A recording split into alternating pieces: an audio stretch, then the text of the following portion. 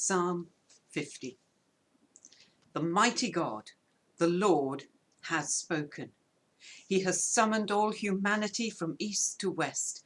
From Mount Zion, the perfection of beauty, God shines in glorious radiance. Our God approaches with the noise of thunder. Fire devours everything in its way, and a great storm rages around him. Heaven and earth will be his witnesses as he judges his people. Bring my faithful people to me, those who made a covenant with me by giving sacrifices. Then let the heavens proclaim his justice, for God himself will be the judge. That's the first section of the psalm. And it's a glorious paean of praise to our glorious God. The second section is much longer, and it's all about how people respond to God. First of all, he looks at the people who seem to be doing the right thing. Oh my God, oh my people, listen as I speak. Here are my charges against you, O Israel. I am your God. I have no complaint about your sacrifices or the burnt offerings you constantly bring to my altar. But I want no more bulls from your barns. I want no more goats from your pens. For all the animals of the forest are mine, and I own the cattle on 1,000 hills. Every bird of the mountains and all the animals of the field belong to me. If I were hungry, I would not mention it to you, for all the world is mine, and everything in it. I don't need the bulls you sacrifice. I don't need the blood of goats. Here is God saying, look, you're spending all your time and your effort on all these religious sacrifices, but that's not really the heart of what we should be about. He goes on, what I want instead is your true thanks to God.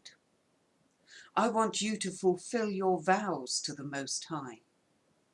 Trust me in your times of trouble, and I will rescue you, and you will give me glory. This is what gives God glory.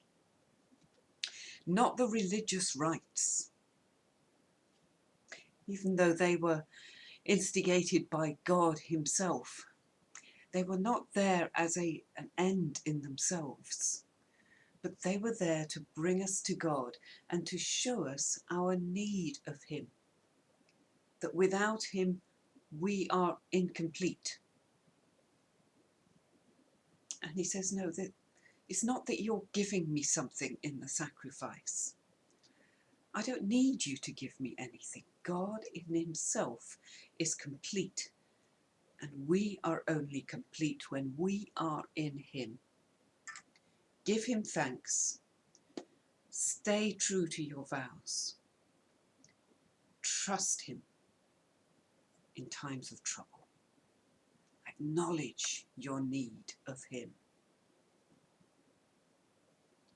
And the final section is God's response to those who don't even go that far in acknowledging God. God says to the wicked, recite my laws no longer, and don't pretend that you obey me. For you refuse my discipline and treat my laws like rubbish. When you see a thief, you help him, and when you spend your time with adulterers. Your mouths are filled with wickedness, and your tongues are full of lies. You sit around and slander a brother with your own mother's son. While you did all this, I remained silent, and you thought I didn't care. But now I will rebuke you, listing all my charges against you. Repent, all of you who ignore me, or I will tear you apart, and no one will help you. But giving thanks is a sacrifice that truly honors me. If you keep to my path, I will reveal to you the salvation of God.